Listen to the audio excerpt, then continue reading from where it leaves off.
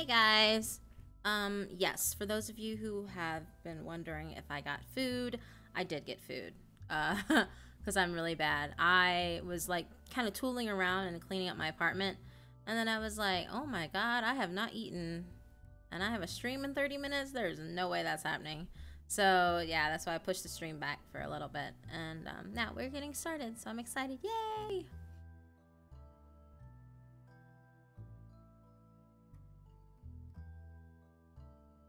Hey Azul, hey Jack Depressito,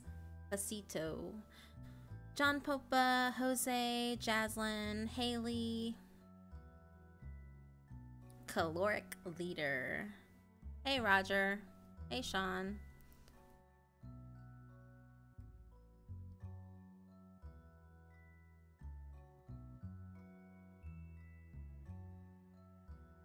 Hey Kevin. Hey Neo Kid. Charles, everyone. Hey Brent. Yeah, so I definitely needed to eat. I was really bad about not doing that. 1000 Oaks. Hello. Acrylic Superman. Hey. What up, Argent? Aw, thanks, Gage. He's doing better. Hey, Corpsey fan. Oh, I'm so glad to hear that, John. Oh, geez, that's not good. Not gonna lie, though, it's winter time, and, like, the fact that we had snow this week. Isn't that crazy that we had snow this week? Like, that's unreal. I felt like the last week was so long because of all that fucking snow. I just couldn't handle it.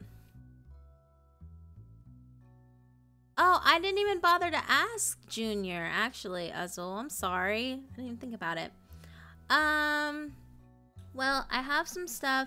Oh, thanks, Empoleon. I have some stuff that I've been recording. And I know you guys have been keeping up with my crazy tweets because my cat kept me up and I couldn't, like, focus. But, yeah, so a long time ago, I started this project called Caulfield. Hi, Roger and Brent. Yeah, it's stupid. The fact that we had snow at all was ridiculous. But yeah, so, oh, of course I can tell your daughter Reagan. Hello, Reagan. Hi, nice to see you. Last week it was snowing. It snowed on it snowed Sunday night into oh, why'd my music change? That's weird. Yeah, so it snowed Monday. It snowed Sunday night into Monday morning, which really fucking sucked, cause or Monday afternoon into Monday morning, or Sunday afternoon into Monday morning, excuse me. And normally when I stream in the afternoon, it's like, you know, I kind of chill out, but it was so cold. I hadn't even taken my dog out yet, and hadn't taken care of my animals. And then the snow was just falling, and then I had to drive into work Monday amidst all that chaos. It was so stupid. Oh, thanks, Harry. Yeah, it was just so stupid, and I was cold. I'm not used to this kind of weather, and for those of you who, like, have known me for a while, you know that I had reconstructive surgery on my ankle, like, several years ago. So when it gets that, like, when there's a cold snap like that, it really fucking hurts. Like, it hurts so bad, and the only thing that I can focus on is the pain at that point. So let alone being able to stream and talk to you guys, there's no way I would have been able to focus on doing any of that. But yeah, so hi, Miguel.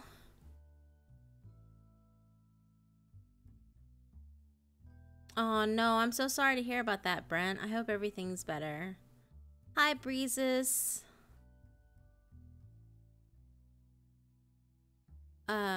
Yeah, so it's just been a little bit wild. But I'm trying to check my messages. So probably gonna start reading the 4th part of BORRASCA. And then I might read a couple of other stories. As far as other projects, back to what I was saying before, I started working on this project called Caulfield. And Caulfield is a small town in, well, it's a small town in, like, the Midwest. and it's a group of people who get to, it's supposed to be like a murder mystery, like crime thriller podcast audio drama that I've been working on. Well, I've really been working on scripting and putting that all together. And yes, I did say BORRASCA. I have not seen the new Halloween movie, Angel. I'm sorry. Raptor is still alive.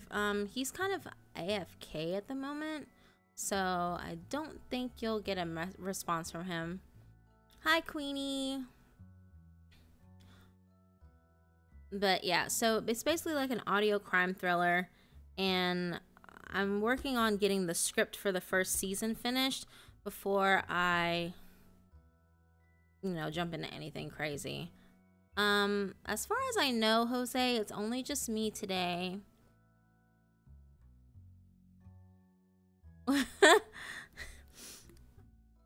Can we just appreciate that Eden just never stops ever?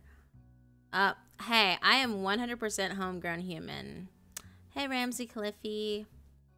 Yeah, so anyway, I want to just go on ahead and jump straight into things. I would have had my friend Tommy come into this, but she just got out of the hospital recently, and so she's a little bit under the weather. I do not know Berleezy.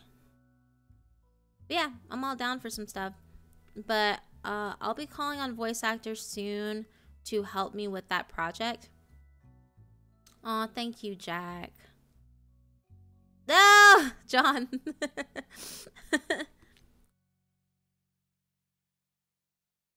I'm a robot? Oh gosh, if only it were that easy. Yep, see, Argent knows that I'm human. It's true. Hi, OEA. God, Transcendence Cat, forget that noise. Before I get too heavily invested into this, guys, let me look for my phone and make sure that it's on silent, because I refuse to be interrupted in the middle of this. So just hang on, guys. Hold on one second.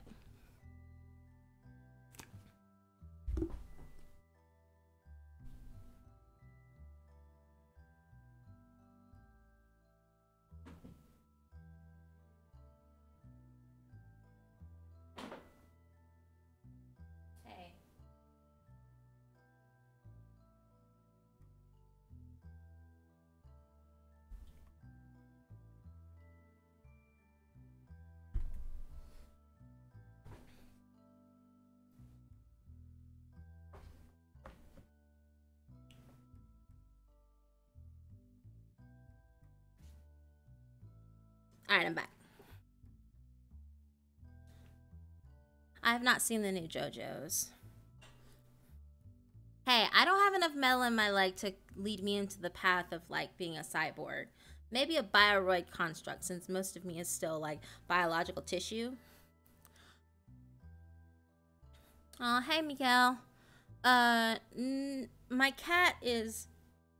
For those of you who ask questions about whether she was, like, spayed, she is spayed. But she's just a brat. She's going through her brat phase. She's like 6.5 months old, and she's going through her teenage rebellious stage, and I want to just smack her. But then I feel bad, and then I like cuddle her because I feel terrible for even thinking that way in the first place.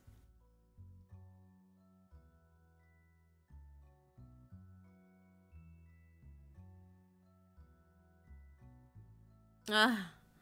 Blue and Raptor. I don't know what Blue is up to. I saw him tweet earlier today. I'd be down with him coming in. I just don't know. I have to get him on like Skype or something, or on Discord. My phone is dying. This is ridiculous. I've barely been on this thing all day. Anyway. So yeah. Oh, there's Tommy. I see you, Tommy.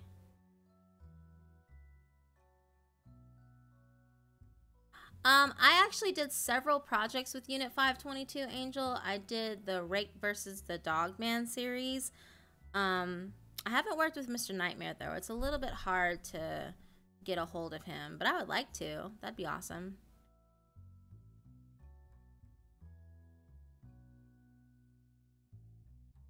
Junji Ito. I think I know what that is. Isn't it like that horror anime or that horror manga? I've been like hearing a lot of stuff about it, and I've been meaning to read it. I just haven't gotten around to it, I guess. I don't know. It's weird.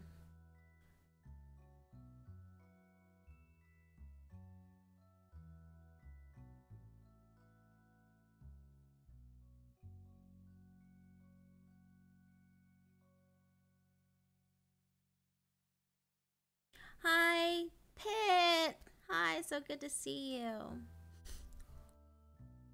I don't know. Like, well, people say that I should just send him a story, but I'm like, what should I send him? I just send him a random video clip? I don't know. Like, would he even be bothered to be interested?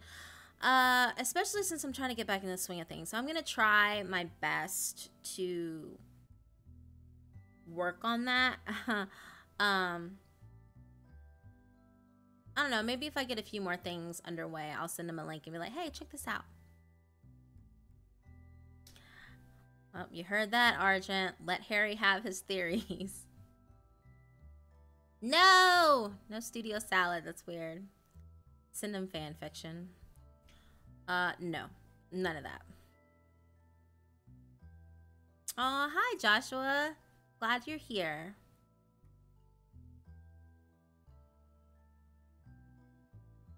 You can all retweet spam him. But do it positively and don't be obnoxious with it, guys. Everyone says that the avatar is so similar to her from Attack on Titan, and that makes me laugh. Hi, Sightless Saunderer, Nimbus, everyone. So happy. Happy, happy, happy. It's a happy, happy Sunday afternoon. I'm excited. Okay, we're going to get this underway. I'm good, Khadijah. How are you? I feel like we always have these like little catch-up moments, the catch-up during the week or whatever. I don't know. I was just repeating what Harry said about wanting you to let him have his things. That's nothing to do with me. I'm just letting it happen, okay? We're just gonna go there. Hi, Marcos Benitez. All right, so we're gonna get this underway. I'm going to copy the link for the chapter, or for the story, excuse me, BORRASCA Part 4. And you guys can read with me as I read aloud.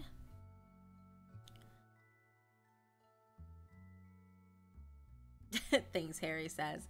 Yeah, so we're just gonna get started with that. Thank you everyone for coming in. And we'll just get started right now. I just gotta get all my music together, guys. Please hold on.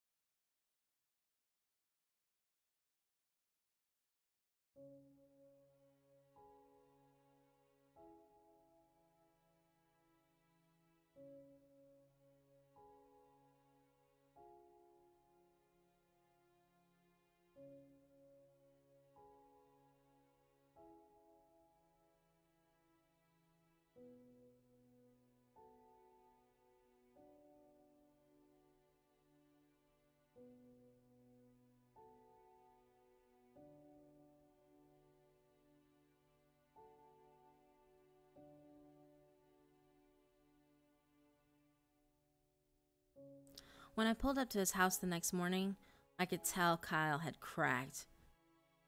His skin had taken on a yellowed color and his voice was flat and void of emotion. It's not over yet, Kyle, I said as he dropped into the seat next to me. Yes, it is, Sam, he all but whispered. No, I don't believe that. Kimber's dad is missing too, you know. Maybe it was him instead that was... I couldn't bring myself to say it. We're living in hell, Drisking. It's hell in our reality. I couldn't disagree. The town I'd grown to love seemed so foreign to me now. Whitney hadn't been an outlier like I'd thought. Missing people were the norm here. And that would make Jimmy Prescott the king. He's Satan himself. As soon as the words were out of my mouth, Kyle punched the car door, awakening from his dead state with rageful vigor. I'll fucking kill Jimmy Prescott. Where is that motherfucker? You know he's involved in all this, Sam. You know. Maybe partially, I said, staring out the window. His dad created the town that bred this shit, but I'm pretty sure the Prescotts are just running drugs. You know, the powder. Yeah. And so what? He's recruiting people to be drug mules or something? Maybe. I agreed for Kyle's sake, though I didn't really believe it.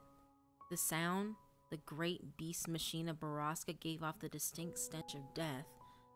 And though I knew that physically that was impossible, it didn't change my mind about it. The air smelled different after the metallic wailing ended. We drove over to 4th Street Gourmet Coffee and Bakery and went in to buy our usual provisions of rock stars and monsters. As I paid for the 4 packs of cans, I saw Mira waiting on coffee at the end of the bar. I could tell immediately that she was in a good mood, something that I hadn't seen much of since I started working for her. It was probably a good time to tell her I was calling out of work for my 5th day in a row. Hi, Mira, I muttered when I approached. I can't come in today. I've got some really important... Sam! Oh my gosh, how are you? Oh, okay, I stuttered. Good, she said brightly. Don't worry about coming in. I'll hold down the fort, and I'm sure I can call Emmeline in if I need help. But really, Sam, what have you been up to lately that's so important? My mind blanked. Just as I started to stutter out some bullshit about helping my dad, Kyle appeared behind me. We're trying to find BORRASCA, he said with all the gravitas of a eulogy. Yes. Owen told me you'd asked him about that. You know, that's just a story, Sam. That legend has been around since I was a kid. Yeah, well, we're looking for our missing friend, Kimber. We think maybe she's there, I trailed off lamely. Oh, really? I thought I heard the DeStaros were staying with the relatives in Maine over the summer. Oh well, anyway, good luck, boys. Thanks. Kyle's voice was sour, and I knew his patience was thin. When we got back into the car, we each popped open a can of Rockstar and started chugging. I knew better than to ask Kyle if he wanted to smoke, since I was sure he hadn't lit a bowl since before Kimber disappeared. He finished the energy drink in under a minute and crumbled the can in his hand. I don't like your boss, he said. Mira? Why not? I don't know. She's just off. Well, I mean, she's been going through some things. I wasn't going to elaborate any further. Why were you asking her husband about BORRASCA anyway? I don't know. I was just making small talk and I thought he might know. He seemed to know about a lot of other things. And did he know? Nah. I took a long gulp of the sour drink and then choked on it while I remembered something Owen had said. Well, actually, yeah. He said a BORRASCA instead of just BORRASCA. You know, like it's a thing instead of a place. Kyle lowered his Rockstar. And is it? Is it what? Is it a thing? I don't know. I've never heard of it. I've Googled everything weird about this town, but nothing ever came up. Did you spell it right? I don't know, I shrugged. Do you know how to spell it? No. I pulled up my phone.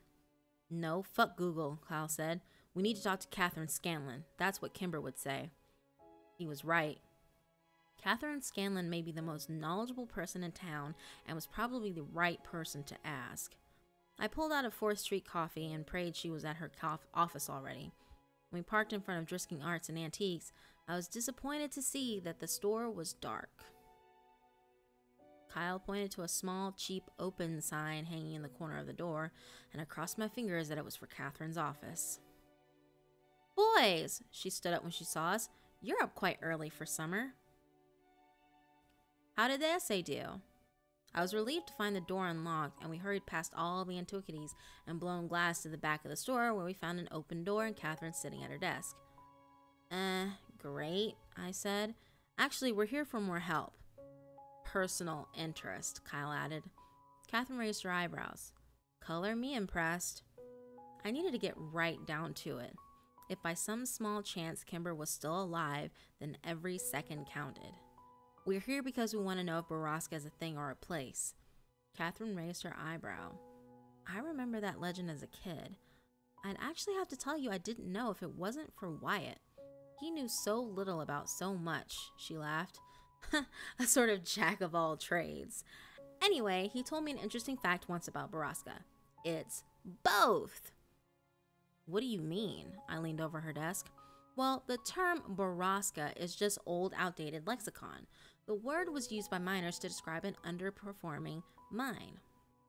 A mine? I whispered. Kyle shook his head. We've been looking at mines. So all the mines in Butler County are BORRASCAs? I asked.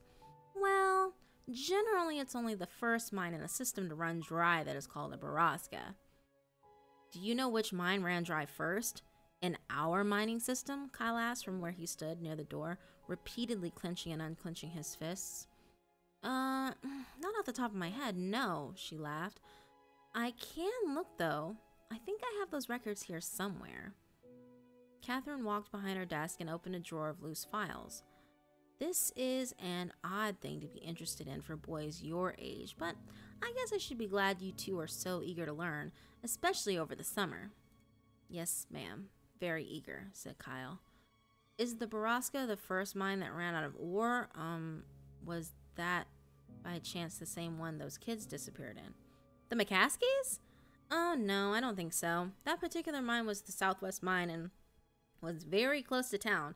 I think it was the one of the last to close, actually. Ah, here we go. This packet should have that information. Catherine spent far too long moving books around on the desk to make room for the stack of papers she had. Kyle and I paced around the room, nervously, trying to appear casually interested, while the energy drinks started coursing through our systems.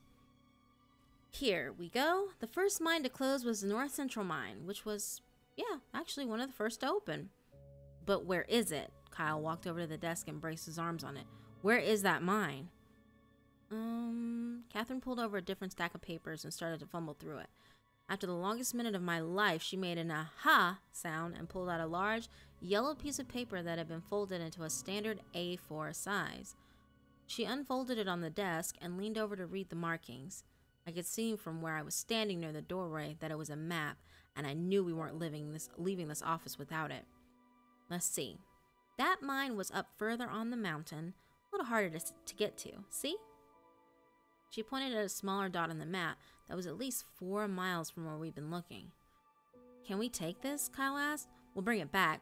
Of course. I'm sure I have copies. Listen, if you boys are going exploring, I'm bringing my dad, I lied. Oh, excellent then. You guys have fun, she yelled at us as we rushed out of the building.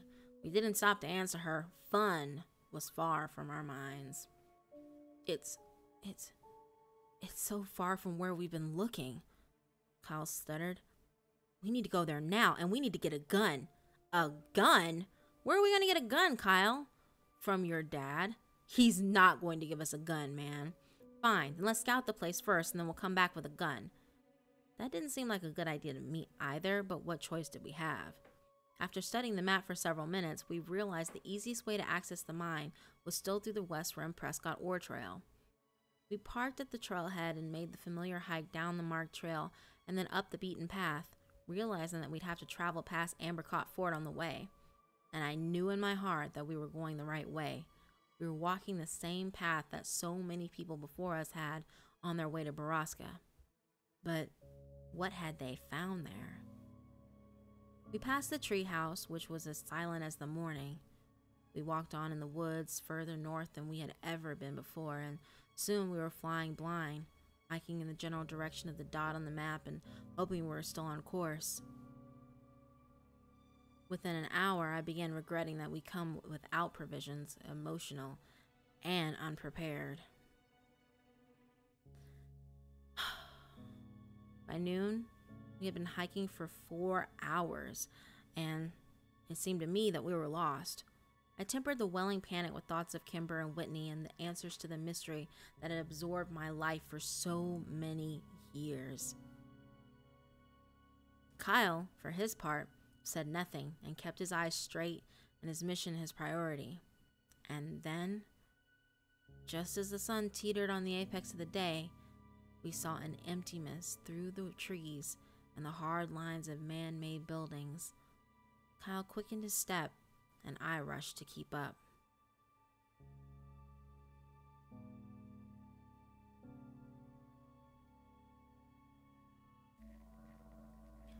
When we broke through the tree line, I choked on my own deep breath and fell back against a tree as I looked over the quiet encampment. A large wooden sign that was almost as long as the entire clearing was still standing near the entrance of the mine.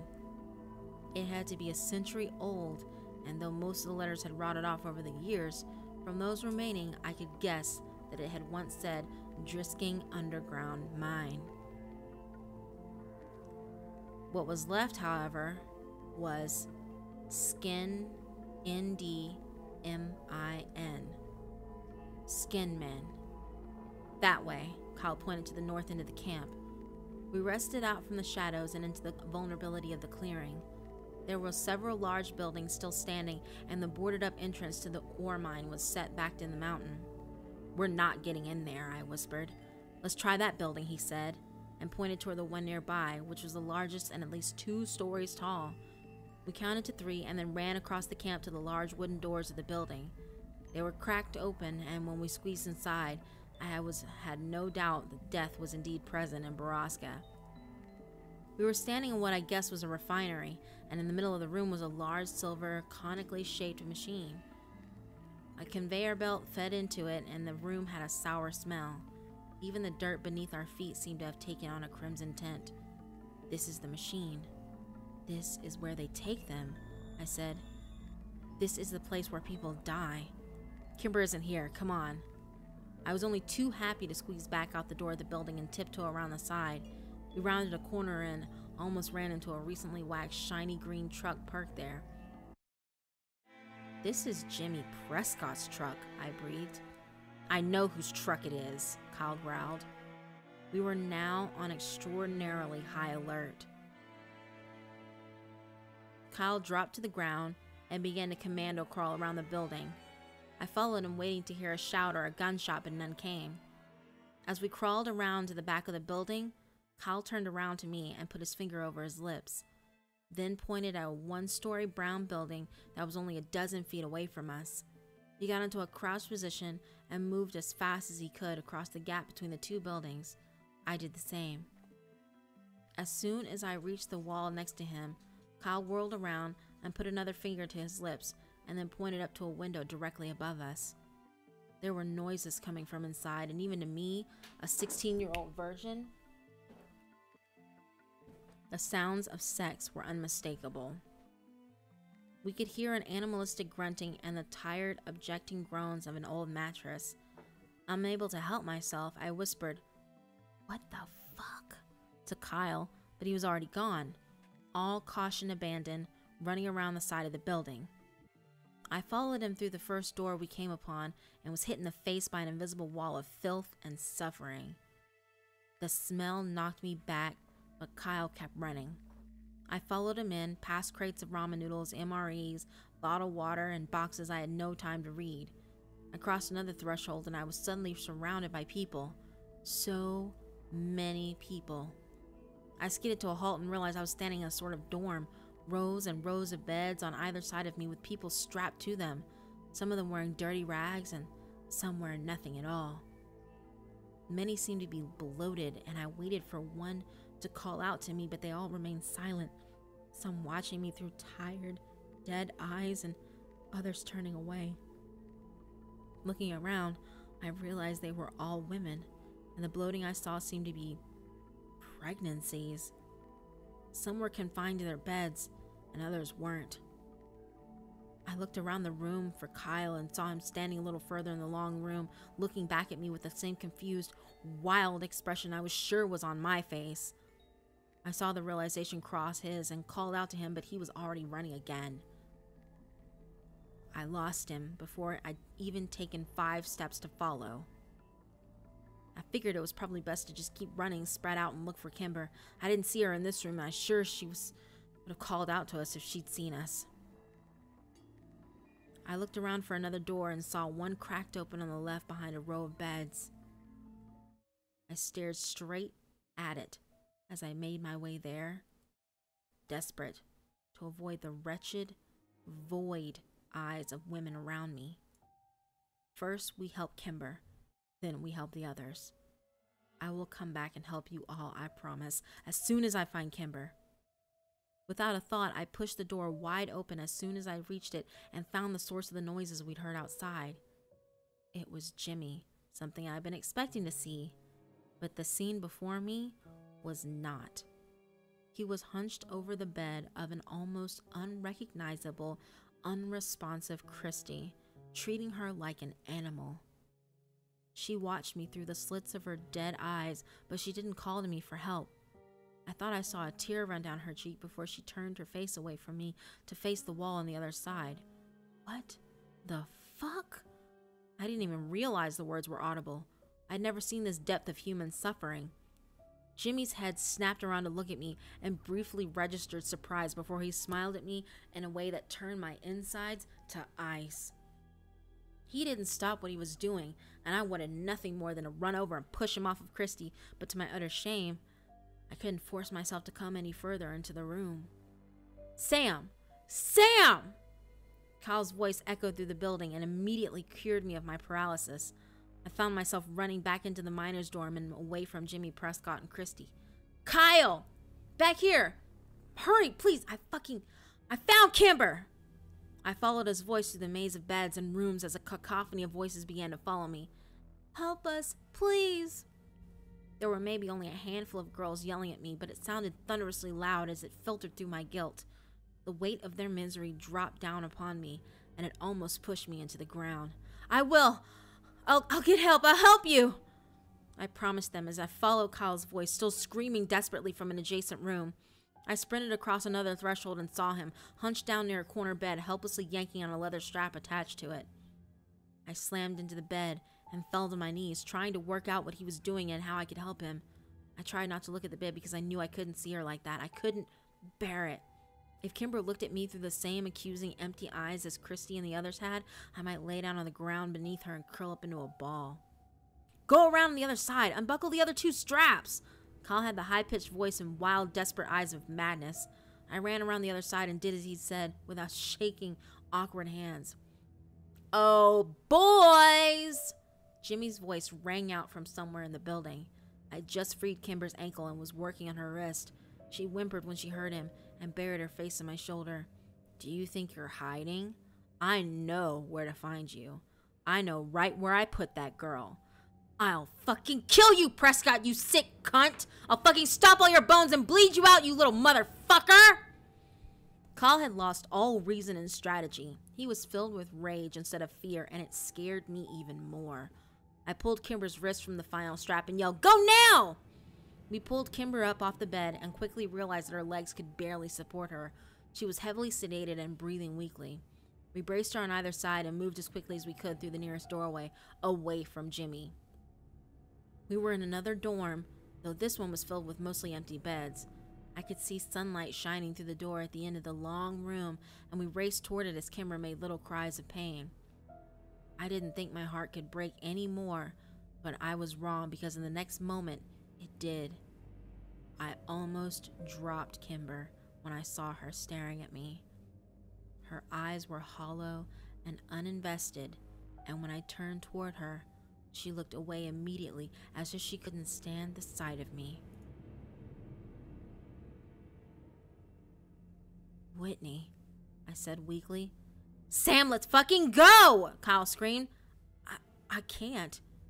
I turned toward him as tears ran down my hot cheeks, and Kyle saw her too. I can't stay, Kyle said, still moving toward the door. I have to get Kimber away from here, please. But he knew I wasn't going anywhere now. Good luck, bro, I said, and then we were both running in different directions. Whitney's hair was long, but it was thin, as was her face. Everything on her looked brittle except for her stomach, which bubbled out from her like an overblown balloon. She refused to look at me and flinched at my touch as I tried desperately to unbuckle her from the bed. I hadn't even finished the first belt when I heard Jimmy walk up behind me. I didn't bother to look at him or stop trying to free my sister. I didn't know what else to do. I admire your grit, kid, Jimmy said, and then sat down on a bed behind me and continued to watch me, giving no objection to what I was doing. You probably think your friends got away, but there's no sense in false hope, is there? There's no sense in any of this. My voice sounded frail, and it cracked over the last word. You're wrong about that, Jimmy sighed. But just so you know, I've got Cleary out there looking for them already. People making a lot of noise coming down off this mountain. Trust me on that. Sheriff Cleary? I was desperate to keep him talking. Anything to keep him from trying to stop me. Oh yeah. You know, he was supposed to retire from the business, but unlike the previous sheriff, he kept a few horses in the race. Horses? Nothing made sense. Yep. Jimmy slapped the bed next to him. We call these buildings the stables, he laughed. I dropped the last buckle on the floor and looked down at Whitney. I expected her to spring up and run toward the door while I went after Prescott, but all she did was rub her wrists and itch her collarbone. Then she put her arms back where they'd been, turned her head away from me, and shut her eyes. I slumped down onto the bed next to her and picked up her cold hand. If she wasn't leaving here, neither was I. It was over. I sent a silent prayer up to God I didn't know and wished my friend safety. Do you want to know what this is, Sam? I shrugged. It didn't seem to matter now. It's all about the babies. I stared down at Whitney and her swollen belly, but gave no indication I was listening. You wouldn't believe how much money is in the industry. I mean, my dad was a smart man. He knew we didn't have anything of value to sell back, and then the Prescotts were dirt poor. But out-of-work miners just like everyone else in town. He first got the idea when he was sold my older brother off to pay for the legal fees to fight the city. I mean, some people will pay 5 figures for a newborn, you know, even back then. And the organizations that buy them, well, they buy in bulk. But we still make a killing off of them. And our overhead is very low. Jimmy stood up and pulled a gun out of his waistband, then threw it on a bed across the aisle. You know, try to understand, Sammy. It's not just about the money. We use the stables for community services, too.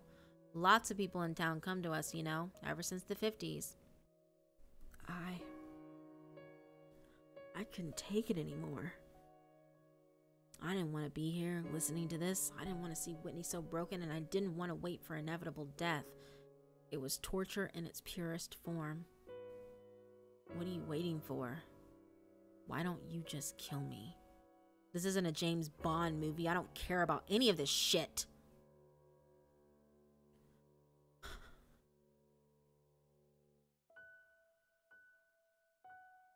Jimmy laughed loudly, as if it was the funniest thing he'd ever heard. Kill you? Christ, kid. If I could, then I already would have. But I'm not allowed to kill you. I've been trying to decide if I want to fuck your sister right in front of you, though. She's not one of mine, but it might be worth it just to see your face. Just kill me and let her go. Fuck, I'll kill myself if you let her go. I stood up from the bed and Jimmy took 2 steps toward me and punched me so hard in the face that I fell back down on it. I moaned as though I fought the tears and stars behind my eyes.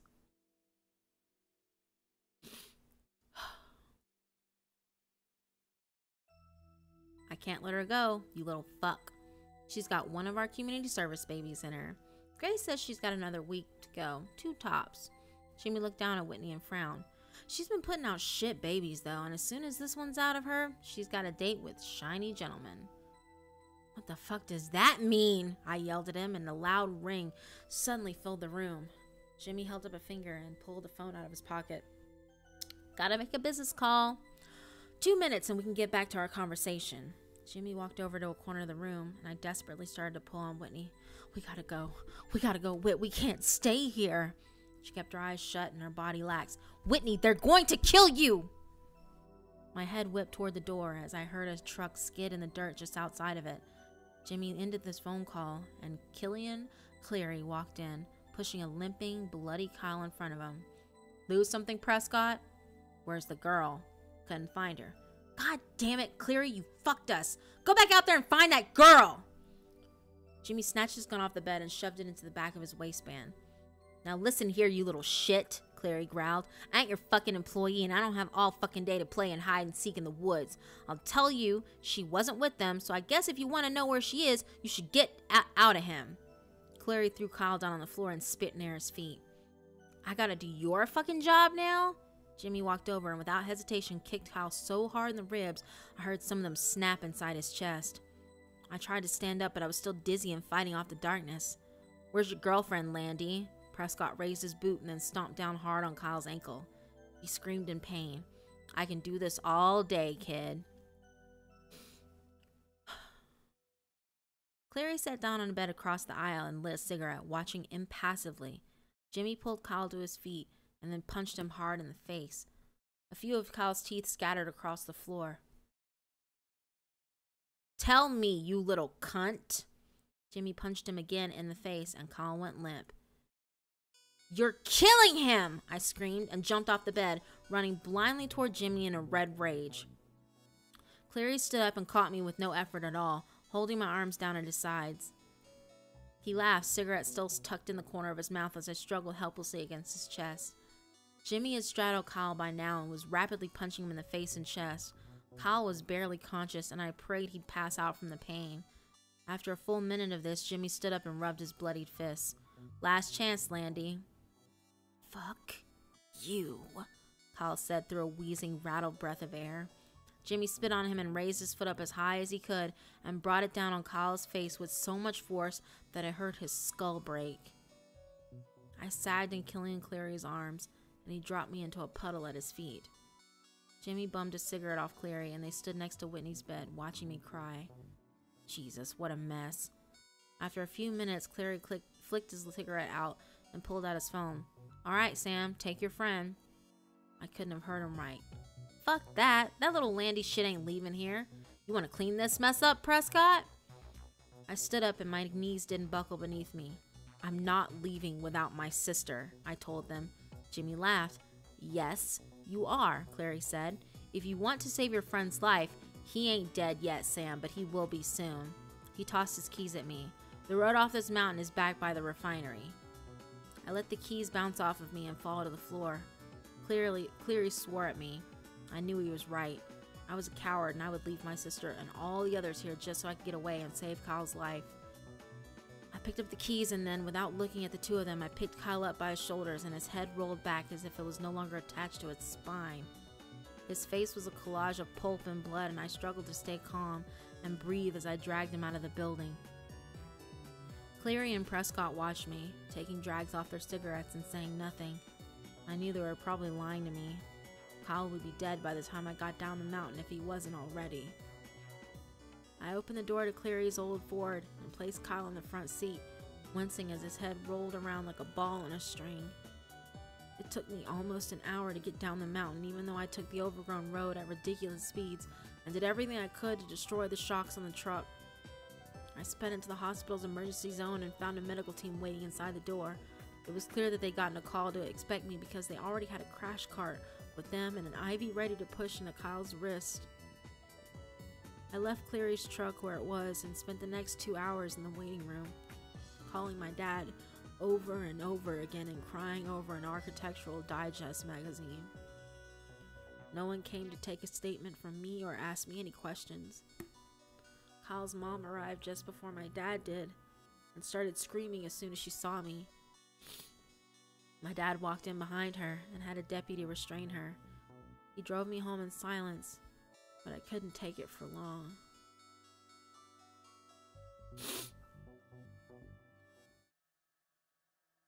Is anyone going to file a police report? Does anyone even fucking care what happened? Sam, he didn't turn to look at me. I am doing my best to do damage control on the situation, but if Kyle dies or his parents sue, there's nothing I can do to keep you out of court. You think I did this? I screamed at him. We're not going to tell your mother, all right? She has enough to worry about. Dad, Kimber, it was fucking Prescott and Sheriff Cleary. Yes, you arrived at the hospital in Killian's truck. We already talked to them both. I was so frustrated and full of rage that my next words came out a jumbled, stuttering mess that ended in a helpless scream. We pulled into our driveway. My dad turned off the car and finally turned to look at me as I struggled to catch my breath. Samuel, we will never speak of this again. Do you understand me? Are you fucking kidding me, Dad? Kyle might fucking die. I saw Kimber.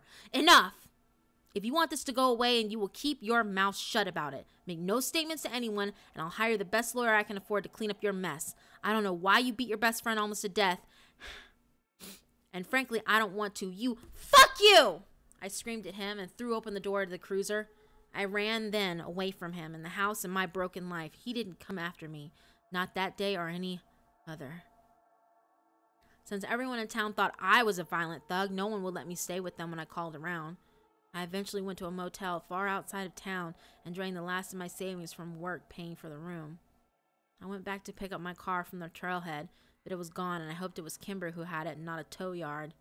I read the paper every morning for some mention of Kyle's condition. I saw the Daily's birth announcement about 10 days later. They had just had a son that they named William.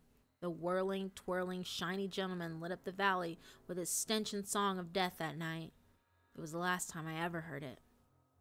I stayed in Drisking long after the money had run out, and I was sleeping on the concrete behind the motel. I stayed until Kyle was released from the hospital, a mute, empty-eyed, soulless vegetable. I went to see him once while only Parker was home, and threatened him until he let me inside the house. When I assured myself that Kyle I knew was dead, and only his empty husk remained, I left his house and hitchhiked out of town. And after I spent 4 drunken, drug-fueled years in Chicago, I came home one day to find a letter waiting for me. It didn't have a return address, but it was postmarked California. I knew it was from her before I'd even picked it up.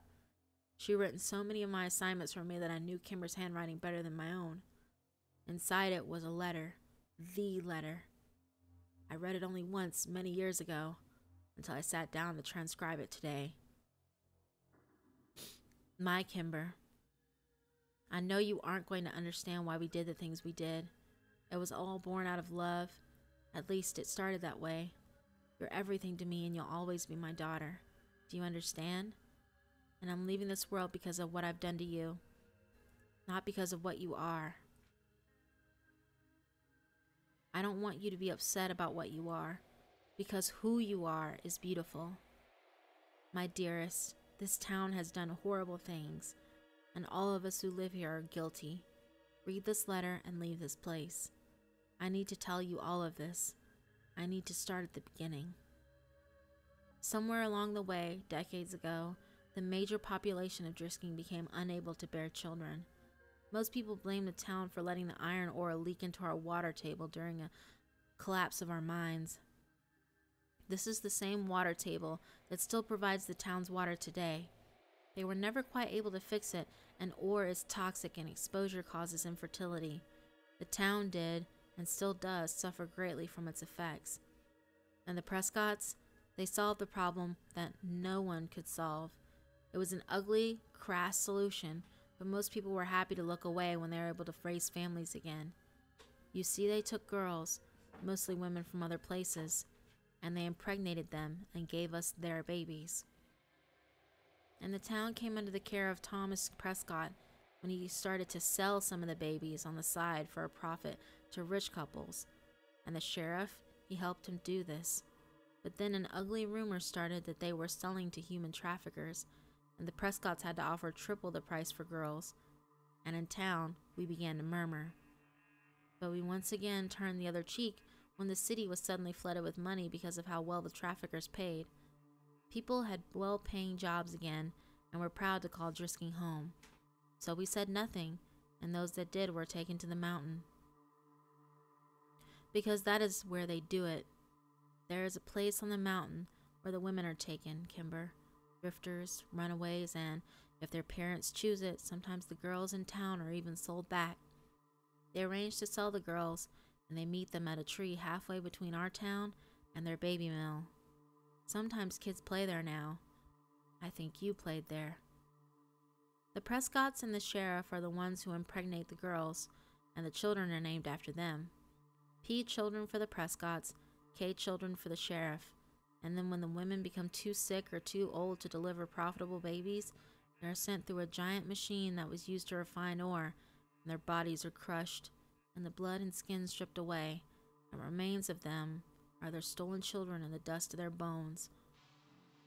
And all that's left of their bodies is the powder that they spread over the mountain to hide our crimes.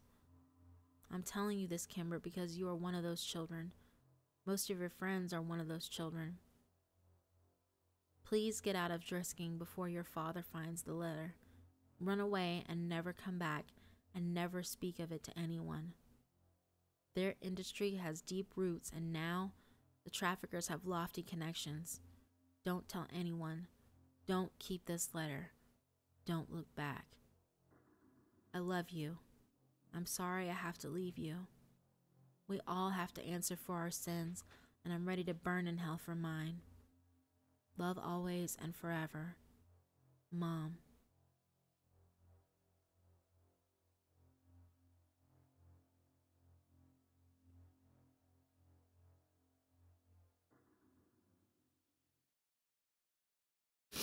Oh my god, that's so fucked up. I was crying, guys. Oh my god.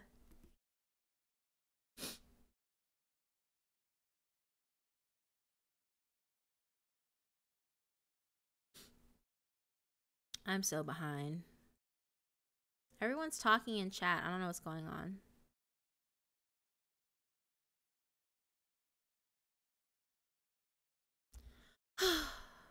Man, that was intense.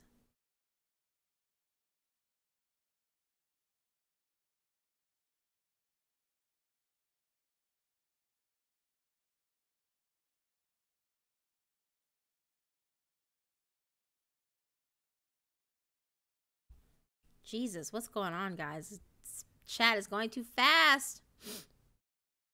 Ugh, I was crying. Sorry.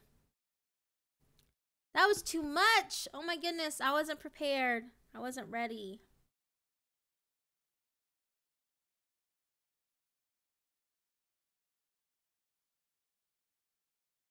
Let me get my music back on. Ugh.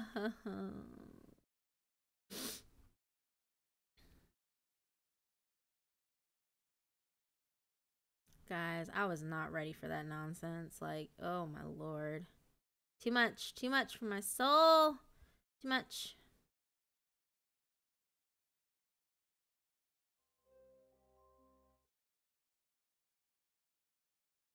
Let's see. My heart hurts. My heart hurts. Like, what the fuck, guys? Like, what the hell? What even? And what even? Like, I can't even. Like, I can't even, like, process this shit properly in my head. Like, so he just left. I mean, not that I blame him for leaving, because I don't, but at the same time, it's like, what the shit? Like, what his, like, so his dad was connected to all that? Like, that is such bullshit. You know what I'm saying? I can't even. Cannot deal with this shit. This is stupid.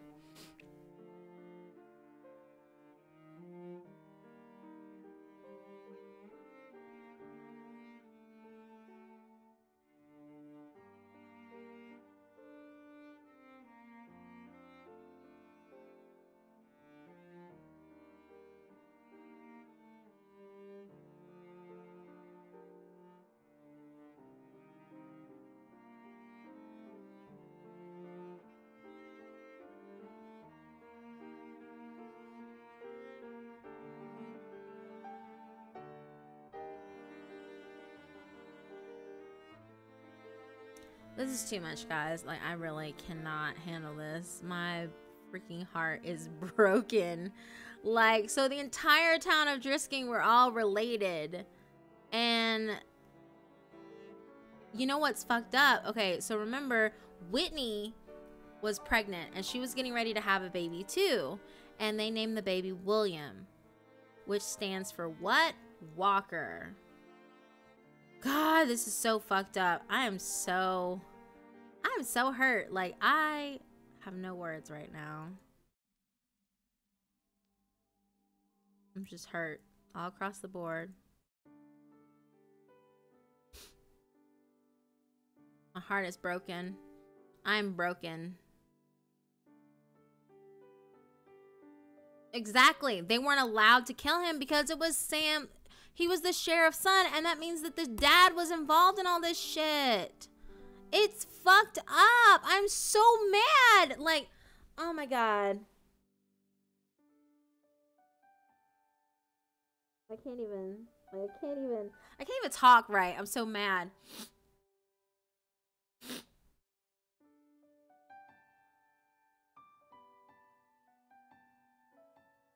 Exactly, because they named the K kids for Killian and the P kids for Prescott kids, right? So that's why Kimber's mom had such a problem with, like, her relationship with Kyle. It's because they were siblings. They were related. They were blood related. And the reason why Kyle and Parker didn't look anything alike, or, yeah, the little boy, his little brother, the reason why they didn't look anything alike is because they weren't. Aw, thanks, Hussein. Yes, that's why they weren't related at all. They had two different parents.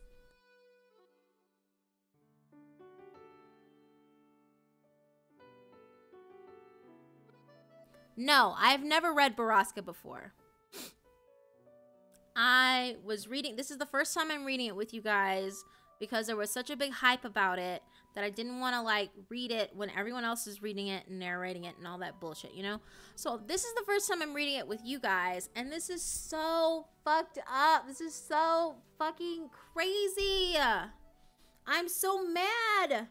I'm so mad. I am genuinely pissed off right now. Well, yeah, no, I mean, I get it. There is still human trafficking going around, but that doesn't make it any less fucked up. Like, what?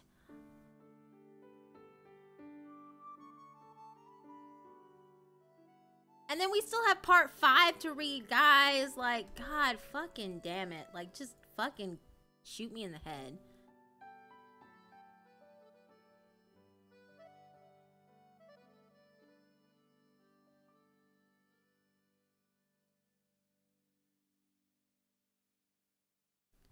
And the thing is like, I really want to read part 5 right now, but it's so goddamn long. Like, it's so fucking long.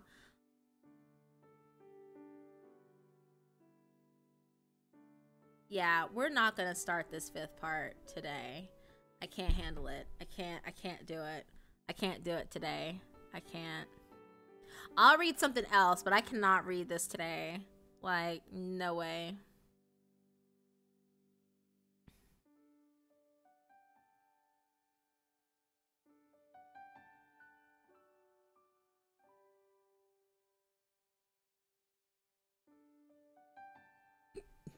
Oh, excuse me. Can't handle this. Not today. Not today. I'm gonna read the rest. I just can't read it today because it's just so long. Like,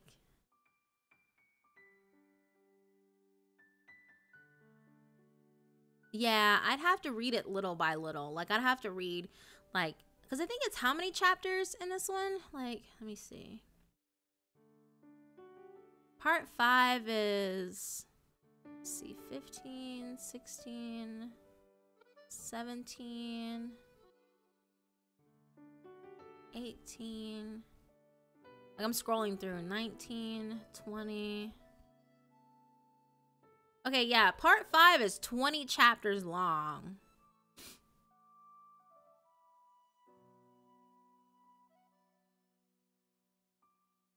Yeah, so part 5 is like 20 chapters long. There's no way I'd get through this, like, in one day. That'd be ridiculous.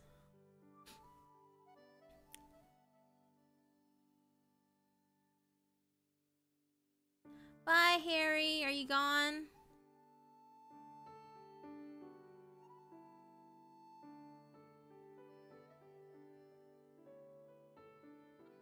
Yeah, I need a moment, guys, for real. Like, y'all, you guys heard me crying. Like, I was not ready for that shit. And I'm just, Oh, my heart is still, I'm telling you, my heart's still broken. I'm so upset. Let's see.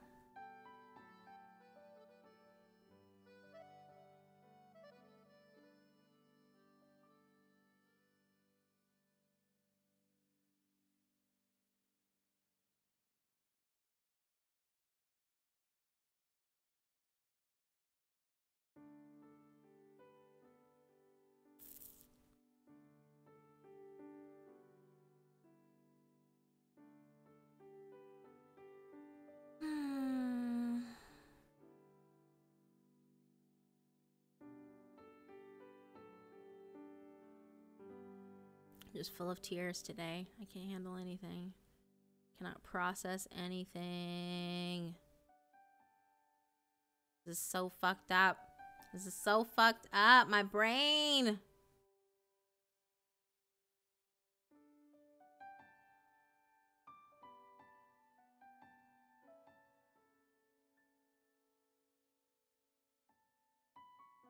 Trying to find a shorter story that I can read.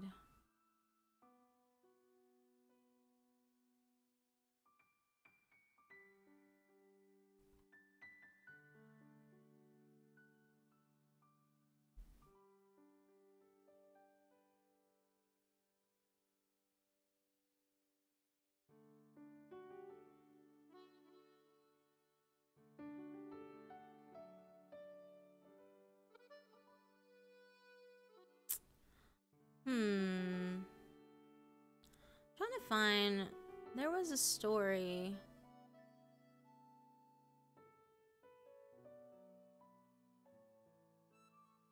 See, I recorded Death at 421 Stockholm Street. I just haven't like edited it yet. So, and I know the next like series that I wanted to do outside of BORRASCA was the Deepwood, Pennsylvania series.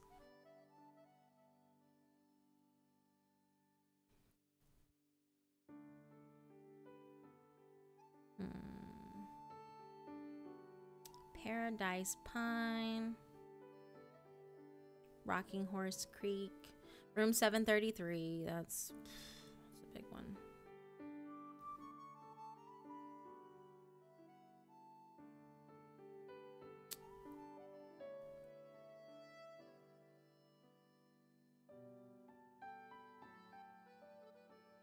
What? Oh my god, I'm catching up on messages, guys. Hold on.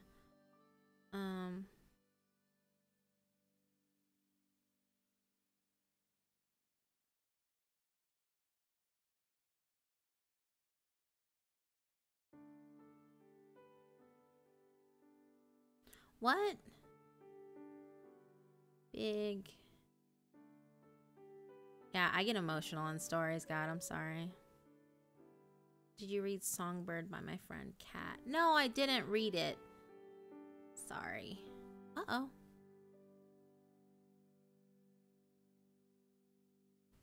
There is a buffering issue. What's going on? YouTube is not receiving enough video to maintain smooth streaming. As such, viewers will experience buffering. What?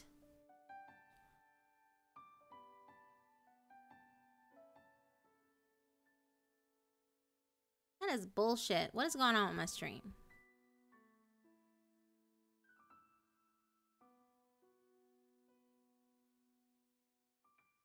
Songbird. Let me see if I can look that up. Songbird. Songbird. By Cat.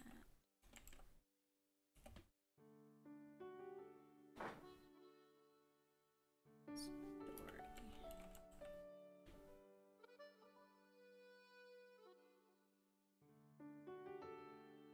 Did you provide me a link?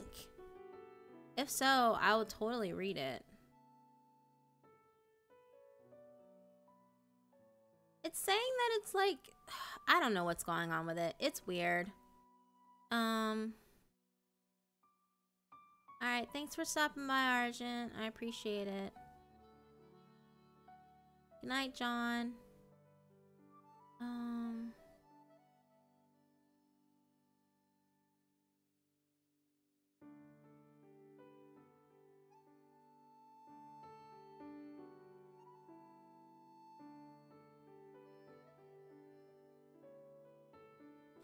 Did she email it to me?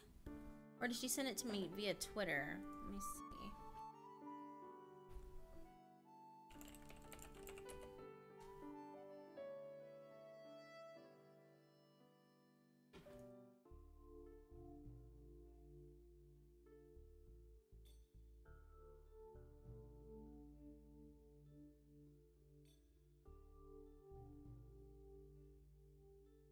I don't think I got it on my email.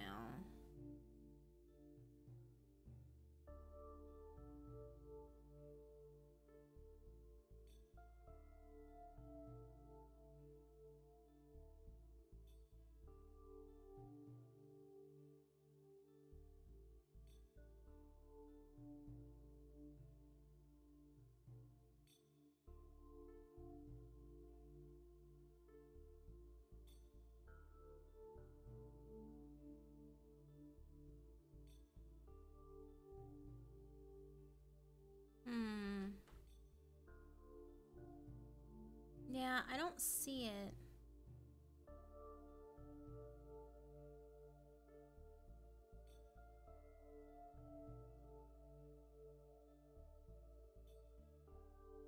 Unless she tweeted it to me.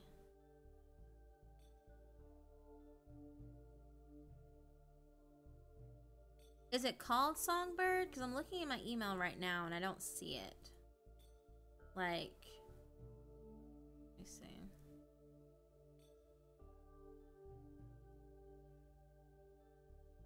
You know, let me just search my mail.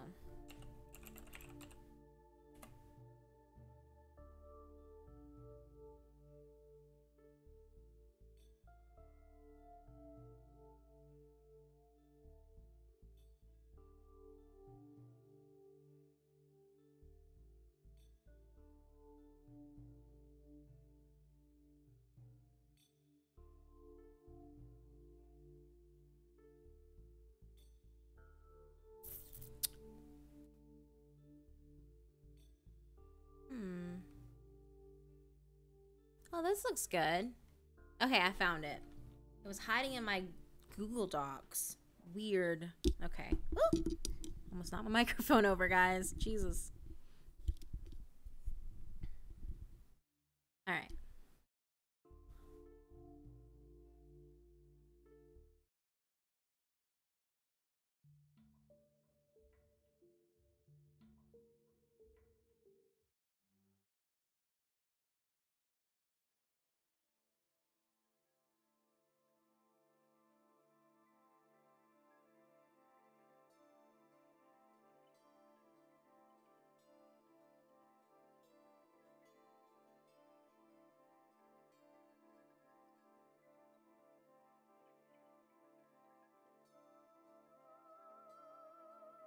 All right. So, unfortunately for you guys, I cannot link this story to you because it was sent to me personally by someone else, and I don't know if they have it posted anywhere. So, I'm just not even going to go there. So, what we'll do is I will just tell you the story and who it's written by, and then maybe you can look forward to seeing it on the channel sometime soon. So, yes, here we go.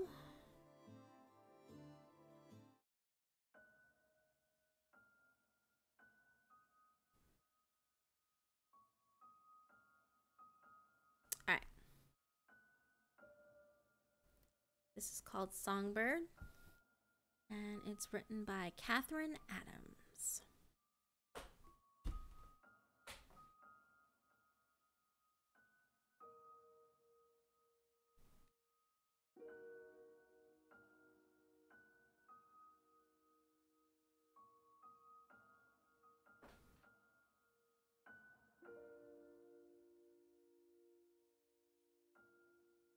Bidith, when did you sneak in here?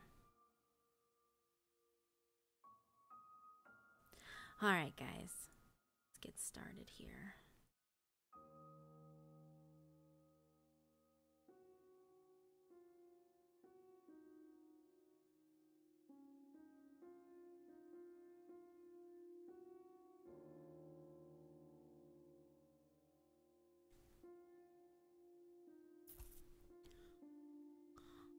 Oh, my dearest Songbird, If only I could hear your voice again.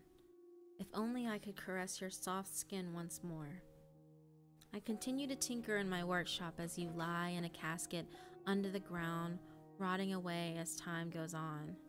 With this, however, Lawrence said with a conviction as he held up the strange clockwork device in his hand, I believe I can make us whole again. Lawrence was a tired man with a great deal of emotions clouding his every thought. Ever since Catherine had died, he felt that his life had no meaning anymore.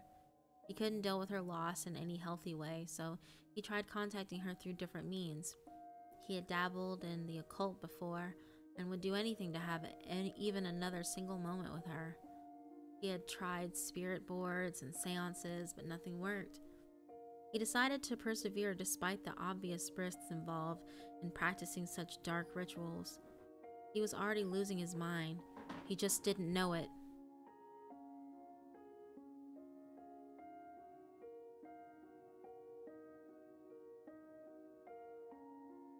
As a mere geologist, his income wasn't very substantial, and he found himself drowning in debts to be paid, almost as if a new one would sprout up every day. With a shaggy beard and unkempt hair, he was but a shell of his old self.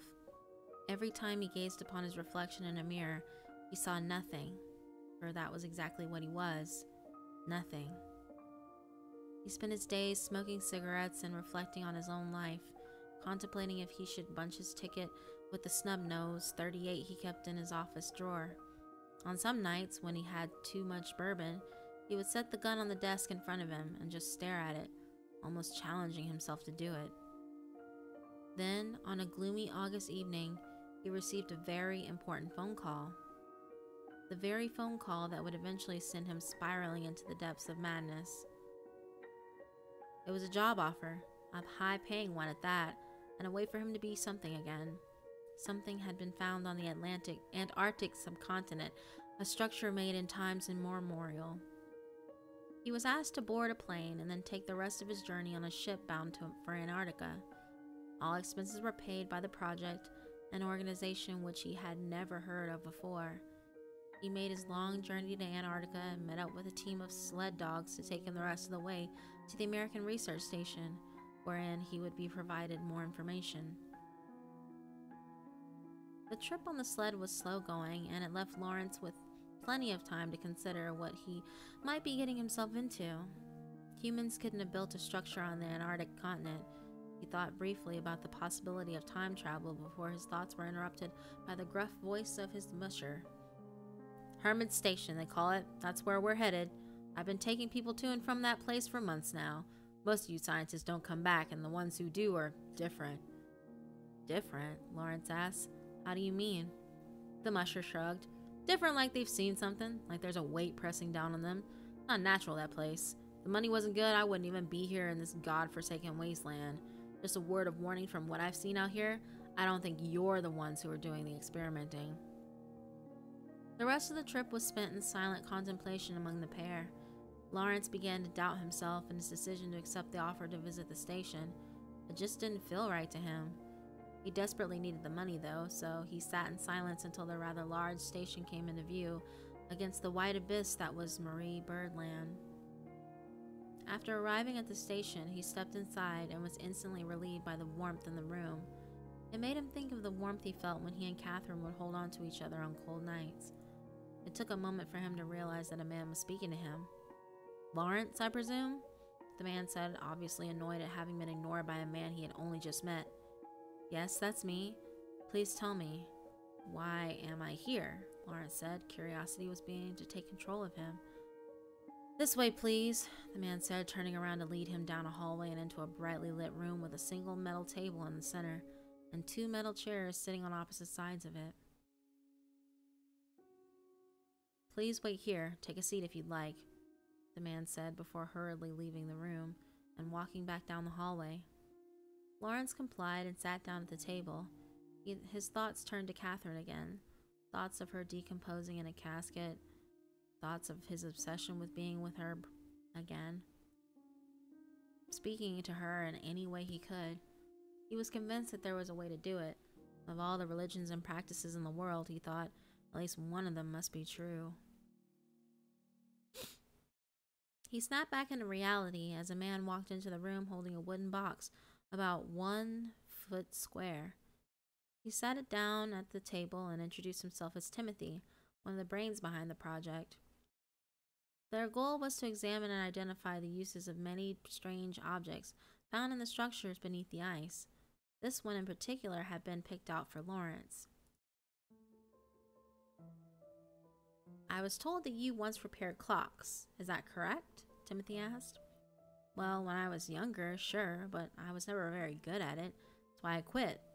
Your proficiency with repairing clocks won't necessarily be needed here, but I have to know. Can you understand and maintain a clockwork machine? I believe so, yes. Then we found the right man for the job, Timothy said, standing up and carefully removing the lid of the box. He slowly reached into it with both hands and withdrew a very strange metallic object with visible gears and cogs, which he could see through the apparently intentional holes and openings in the metal outside casing of it. He could see a winding key on the side and a small round aperture on another side, about 1 inch in diameter and half an inch deep. What is that? Lawrence asked, curious as to how it worked or even what it was. That's what we're hoping you can tell us. If you fill out some paperwork, you will be allowed to take this object back to your home to study and identify its purpose. Keep us informed on how the research goes. But, Lawrence paused, but I'm just a geologist. Surely there must be someone better for the job than me. There isn't. We know who to trust and who not to trust. There are very ancient and powerful forces at work here, forces which we cannot fully understand. You must take this object and study it. It has chosen you as its caretaker. It chose me. How could that be? I wish I could tell you, Lawrence. I really do. There are things down there that you wouldn't believe. When it speaks, though, we have to obey. It? What is it? Why am I even here? This is ridiculous, Lawrence said, standing up to leave the room. But Timothy stepped in front of him and blocked his path. Please, Lawrence, please. Refusing to take this clockwork box will be like refusing to accept a gift from it. So far, we've been careful not to anger it. Gods above, I don't want to imagine what would it do if it was angered. Lawrence looked at him for a few seconds, then down to the object in his hands. The shakiness of Timothy's voice told Lawrence that he really believed what he was saying. Begrudgingly, he accepted the offer and filled out the paperwork.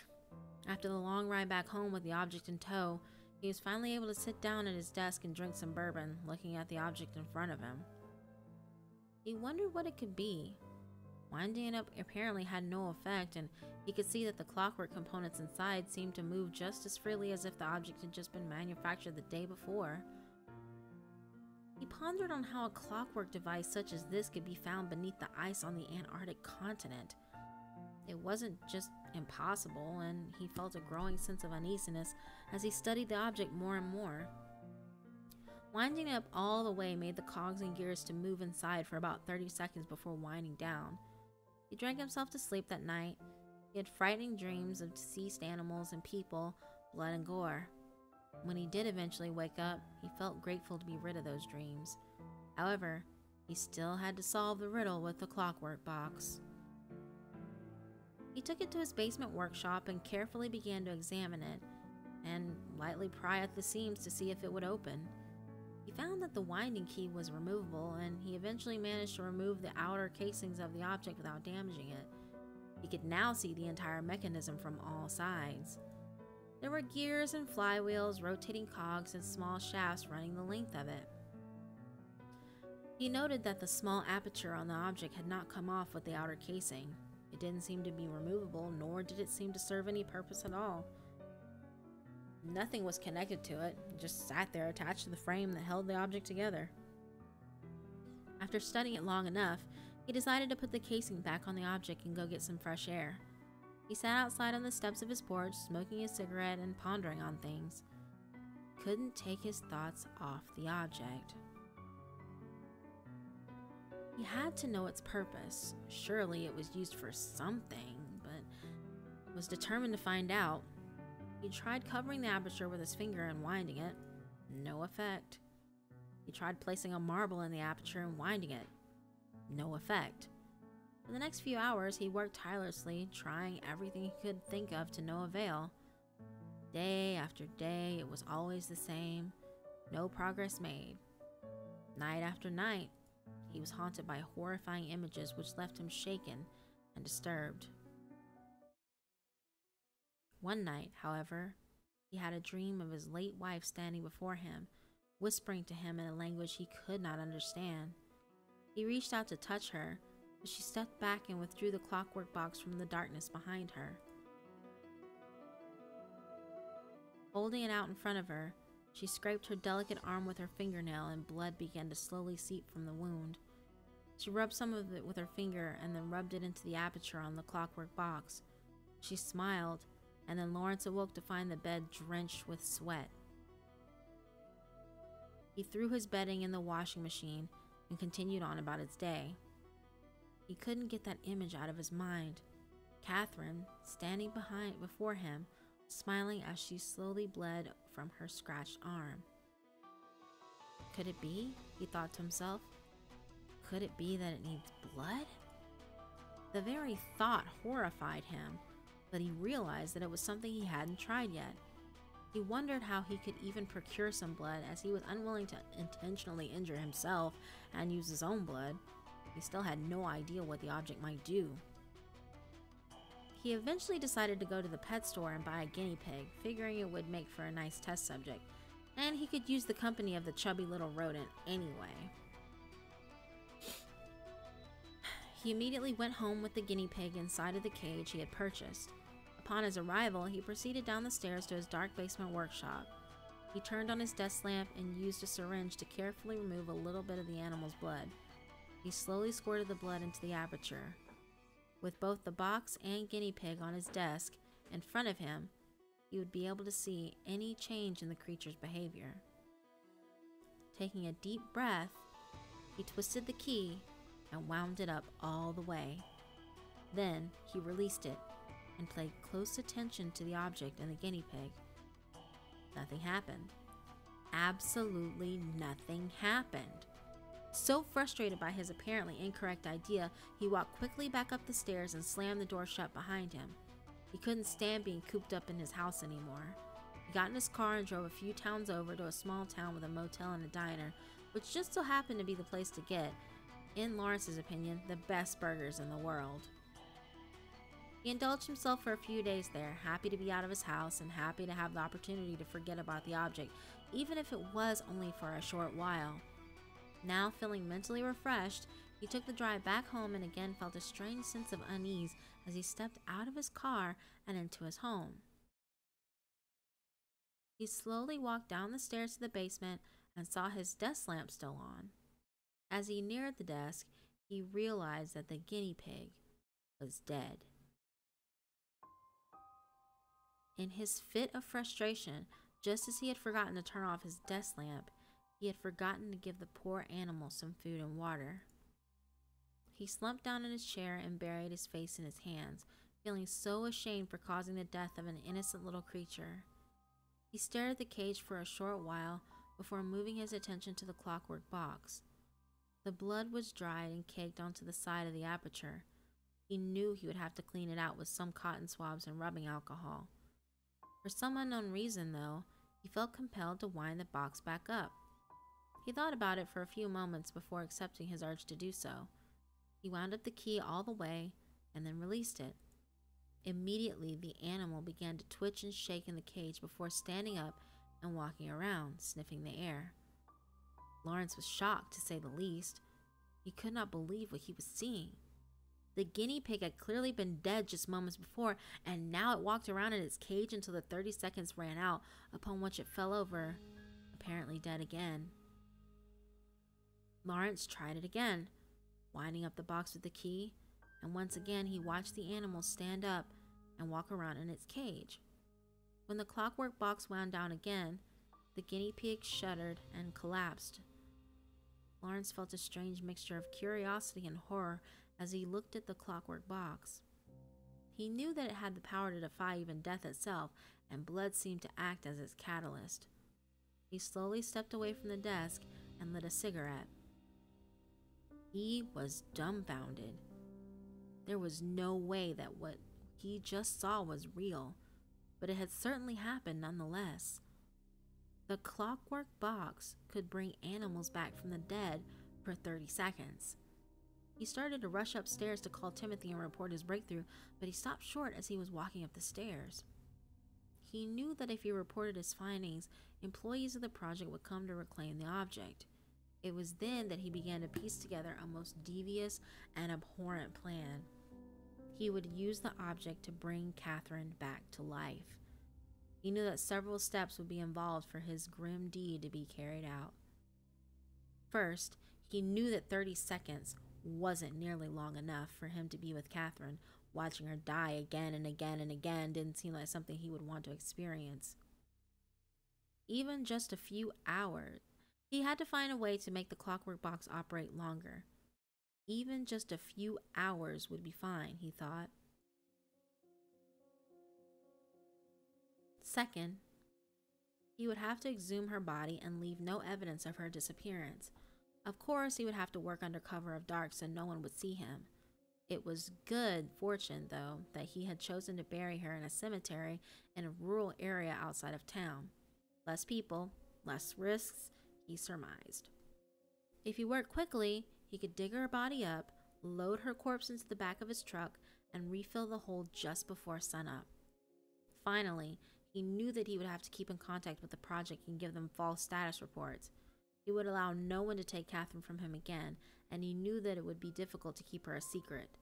Difficult, but not impossible.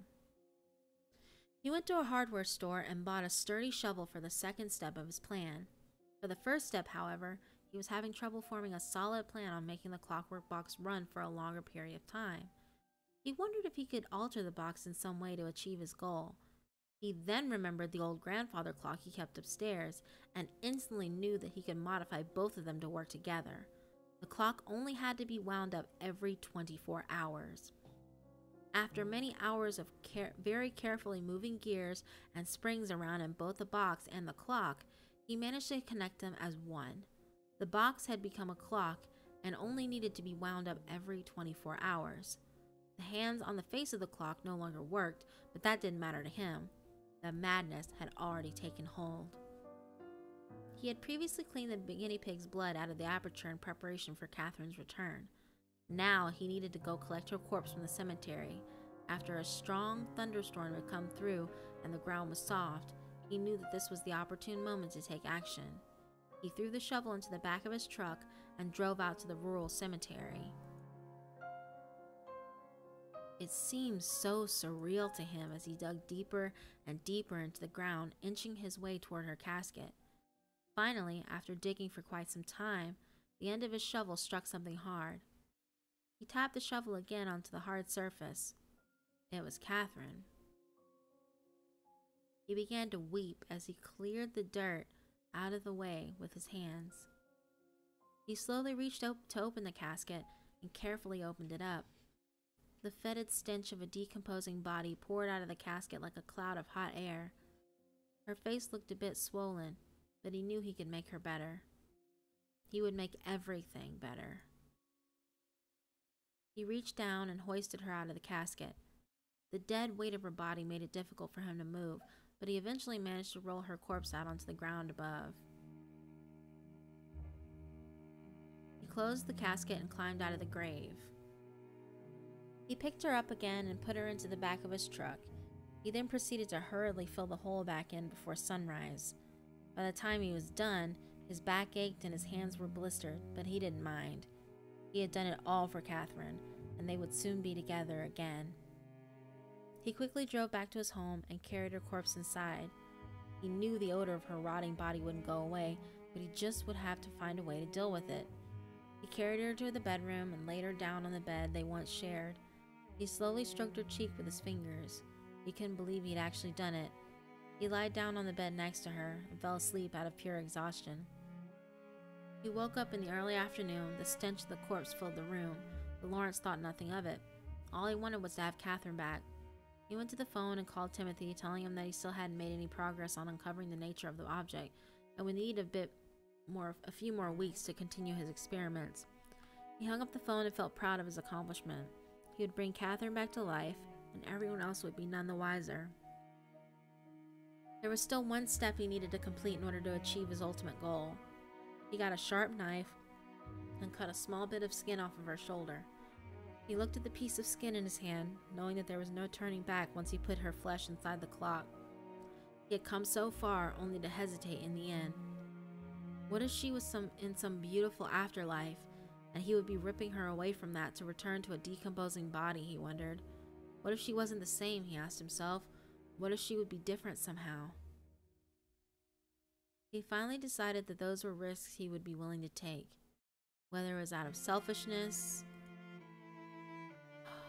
or loneliness.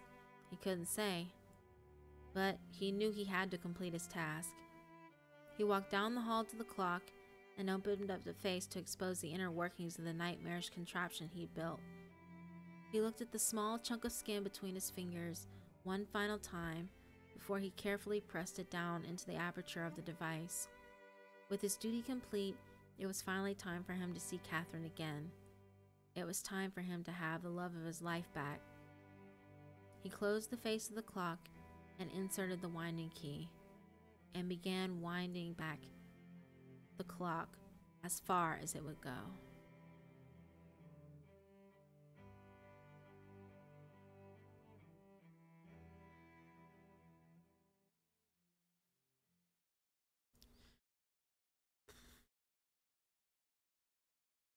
And that's it. Wow, I kind of wish there was another part to that story. Like, did she come back to life? Did she not come back to life? Curious minds want to know.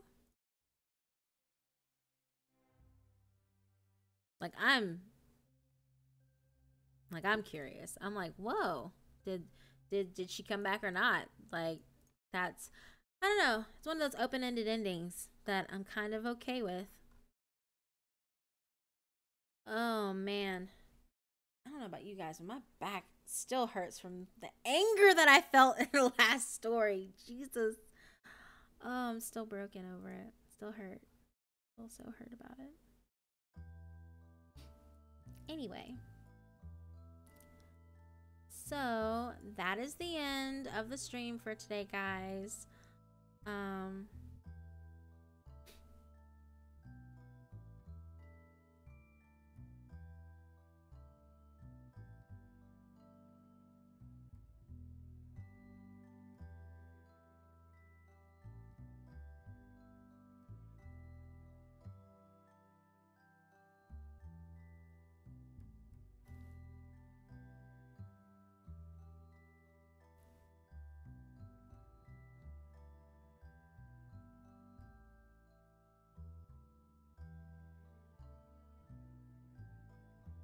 Oh, you are writing another part. Cool.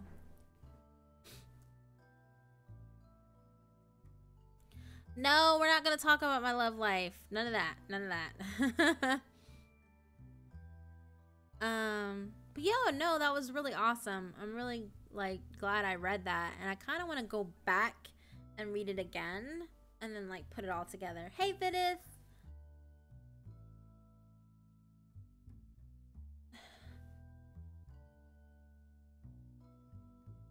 Hey, Rabid Pink Bunny. Yeah, so that was fun.